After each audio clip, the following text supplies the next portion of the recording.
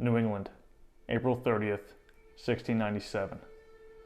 On an island in the Merrimack River, a colonial woman silently moves toward her sleeping captors, a family of Abenaki Indians. A hatchet in her right hand, she signals with her left to one of her fellow captives, a 14-year-old boy, as they coordinate their assault. Standing above them now, they know they need to strike the two adult men first, the warriors, in order to have any chance to escape. After a flurry of strikes, the men are dispatched, but the captives don't stop. In their bloodlust, they move on to the women and children. Welcome to Dates and Dead Guys. Here I look into historical topics I find interesting and tell the story in a way that I would to my friends. If this is your kind of thing, please subscribe to the channel and leave a like or comment. Today's story is about Hannah Duston. She is the first woman in America to have a statue made in her honor, an honor that she earned as a symbol of perseverance for killing 10 Abenaki Indians, including 6 children, after she had been kidnapped in 1697. This story is gratuitously violent and disturbing.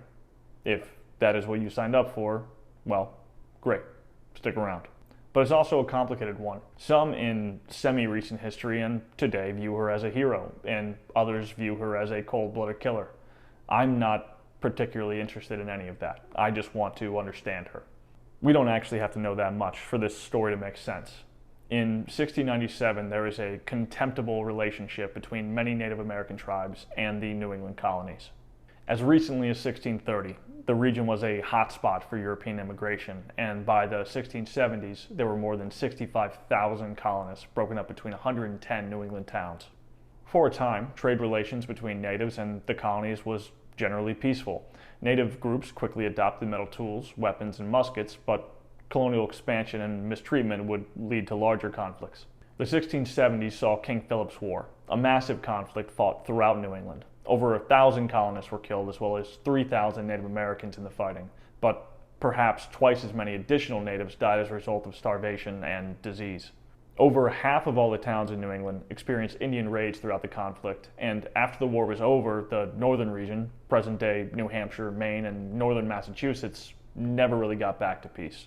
By the late 1680s, a fun new conflict, King William's War, saw new waves of raids by Native Americans on English colonial settlements.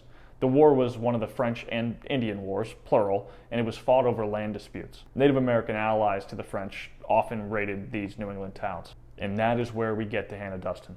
It's March 15th, 1697. Hannah Duston is 40 and just gave birth a week earlier to her 8th child, a daughter named Martha. She's bedridden and accompanied by her nurse, Mary Neft. Around the property, her husband, Thomas, is doing his daily chores. Among other things, he is a farmer and a brickmaker. He hopes to improve their family's small estate by building a larger one. What the Dustons don't know is that war parties of Abenaki, encouraged by the French to the north, are in the area conducting raids. One such party comes across the homes on the outskirts of Haverhill. Thomas sees the war party as they approach from off in the distance and yells to his kids to run as fast as they can to the Haverhill blockhouse, over a mile away. He runs inside the home and finds Hannah unable to move. He is forced to make a choice: help his wife and newborn, or help his other 7 children. Some of the children were young, the youngest just 2. In his haste, Thomas abandons his wife for his children. Puritan minister Cotton Mather will later interview Hannah Duston and include her story in his 1702 book Magnalia Christi, Americana. Mather writes, quote, "The fierce Indians were got so near that, utterly despairing to do her any service, he ran out after his children, resolving that on the horse which he had with him he would ride away with that which he should in this extremity find his affections to pitch most upon, and leave the rest under the care of the divine providence. He overtook his children about 40 rod from his door, but then such was the agony of his parental affections that he found it impossible for him to distinguish any one of them from the rest. Wherefore he took up the courageous resolution to live and die with them all. A party of Indians came up with him, and now, though they fired at him and he fired at them, yet he manfully kept at the rear of his little army of unarmed children, while they marched off with the pace of a child of 5 years old, until, by the singular providence of God, he arrived safe with them unto the place of safety about a mile or 2 from his house." End quote. This story is interesting to think about. Thomas planned on picking 1 or 2 and throwing them on the back of his horse and just booking it. A horrible decision to have to make, but the alternative, he thought, was that they would all die. but he couldn't do it, and resolved to save them all or die together. But the 5-year-old had to walk, so that's as fast as they could go. It's the kind of comic relief someone would write into a movie. The account says Thomas fired initially, and maybe he did, but mostly he wouldn't have been able to shoot. He had to keep his musket loaded, brandishing at the raiders to keep them at a distance. But they all make it, something that was entirely unknown to Hannah. She, Mary, and the newborn were all discovered within the home by the Abenaki. They force her out into the wilderness to march with 12 other captives. The raid in total had killed 27 others. In the History of Haverhill, by B.L. Mirick, Hannah is said to have only had one shoe, a detail from her journey that is included in one of her statues. I say this because conditions are very poor. It's the end of March, and it's winter, so there is likely snow on the ground, and the Abenaki are going to march the captured 12 miles a day to get distance between them and Haverhill. This is where the story gets graphic. While on the journey, the raiders kill Hannah's newborn and other captives. In Mather's account, he writes, quote, "About 19 or 20 Indians now led these away, with about half a score of other English captives. But before they had gone many steps, they dashed out the brains of the infant against a tree. And several of the other captives, as began to tire in the sad journey, were soon sent unto the long home. The savages would presently bury their hatchet in their brains, and leave their carcasses on the ground for the birds and beasts to feed upon." End quote. I have seen these described as mercy killings. I don't have a strong opinion on it one way or another, but to give a charitable view of the Abenaki in this sense, they were traveling at pace in winter. People unlikely to survive or likely to freeze to death could have been killed rather than have them travel under such harsh conditions. But I'll let those who know better than me speak to it under those specific circumstances. Regardless, killing captives wasn't uncommon among the New England tribes. Famous captive narratives like Mary Rowlandson saw a pregnant woman killed for complaining too much to her captors. Mercy Short reported the same thing. These are terror tactics. Fear keeps people in line. Most people. Not Hannah Duston.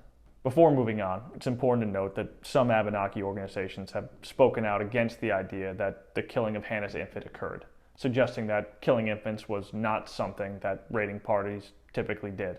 I could see a scenario where, for propaganda purposes, those reporting the story add this as an element of drama.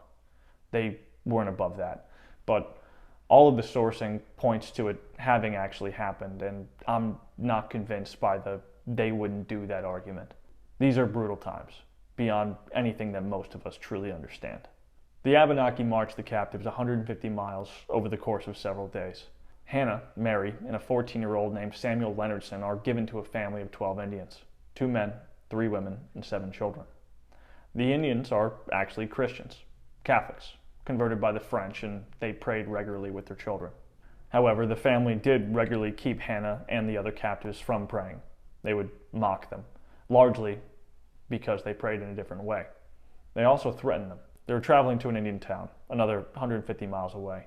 There, they would meet up with the original raiders. It's possible from there they would sell them to the French or ransom them back to the colony. But first, according to the captors, they would have to run the gauntlet.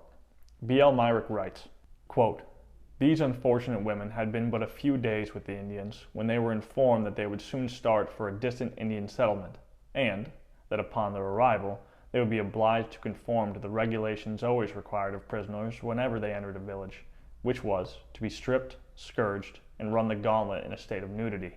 The gauntlet consisted of 2 files of Indians of both sexes and all ages, containing all that could be mustered in the village, and the unhappy prisoners were obliged to run between them, when they were scolded at and beaten by each one as they passed, and were sometimes marks at which the younger Indians threw their hatchets." End quote. But long before they get to this village, on April 30th, 6 weeks after their original capture, Hannah sees an opportunity to escape. The Abenaki family went to bed, believing Hannah, Mary, and the boy Samuel were no threat, and they left them unguarded. I'm going to draw the next bit from Mather, but remember, he is a preacher. Quote, "A little before break of day, when the whole crew was in a dead sleep, one of these women took up a resolution to imitate the action of Jael upon Sisera." End quote. The story of Jael is from the book of Judges in the Old Testament. Sisera led the army of King Jabin of Canaan. Jael sympathized with the Israelites being oppressed by Jabin. Sisera was forced to flee after losing a battle. He finds himself in friendly territory, but in the tent of Jael. She gave him milk and food, but then drove a tent peg through his skull with a mallet. In defeating Sisera, an ungodly oppressor of the Israelites was dead, and Jael became a hero. Back to Mather. Quote, being where she had not her own life secured by any law unto her, she thought she was not forbidden by any law to take away the life of the murderers by whom her child had been butchered. She heartened the nurse and the youth to assist her in this enterprise, and all furnishing themselves with hatchets for the purpose, they struck such home blows upon the heads of their sleeping oppressors, that before they could any of them struggle into an effectual resistance. End quote. When the melee was done, 10 of the Abenaki had been killed. One woman was able to escape, although she reportedly had several hatchet wounds, and one of the 7 children escaped. This is where Hannah's story becomes controversial, right? Why did she feel the need to kill the children? There are reasons she might have felt it necessary, the most obvious being that if she lets them live, they can signal others to track them down. But there are less reasonable excuses. Before they steal the canoes and make the trek by night downriver and back to the colony, Hannah scalps all 10 of the dead Abenaki. One of the Abenaki men may have actually taught the captives how to both kill with a hatchet and to scalp. I'm not going to quote it, but it's written about in the Journal of Samuel Sewell and in the History of Haverhill. That was dumb. When she returns home, she reunites with her husband and children, and within weeks her husband petitions for a reward. In the years before, there have been payments made by the colony for Indian scalps. According to Mathers, Hannah received 50 pounds from the Colonial General Assembly. Although some reports seem to differ on that, it does seem likely that she received half and the other half went to Mary and Samuel. I said from the outset, I'm not going to make excuses for the Abenaki or for Hannah Duston. I'm just trying to understand the people there then in the context of their lives. What would a reasonable person do or believe in a similar life experience? What would you yourself do? Unfortunately, this conversation tends to be centered on the colonial perspective, but that's because I have sources for that. With the native perspective, I had to do a lot more speculating. Hannah Duston was 40 when she was abducted. King Philip's War was a formative part of Hannah's youth. Conflict with natives was just how things were. And you can make the argument that colonists had no right to native land. I'm not unsympathetic to that, although it does conveniently ignore tons of land that was sold legitimately to the colony from tribal groups eager to give it up for English goods, especially prior to King Philip's War. It's death by a million cuts. It's no big deal to give up a few miles of territory here and there in the vast wilderness until you have done it enough times that you realize what you are getting in return may not be worth this long term.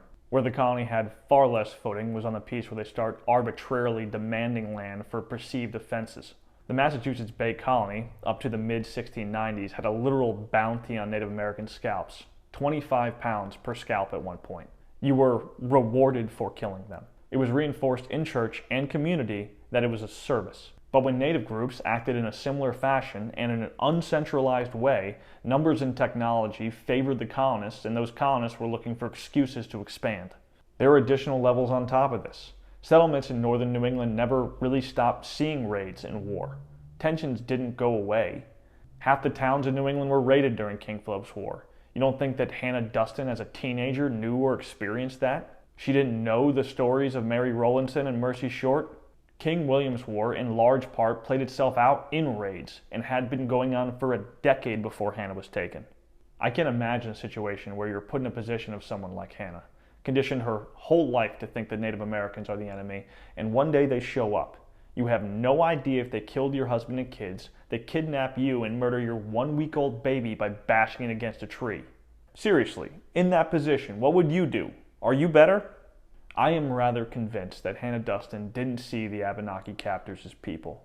I'm pretty sure that to her, they were something else. In the Salem witch trials, just 5 or so years before, many of the accusers described the devil appearing to them as an Indian.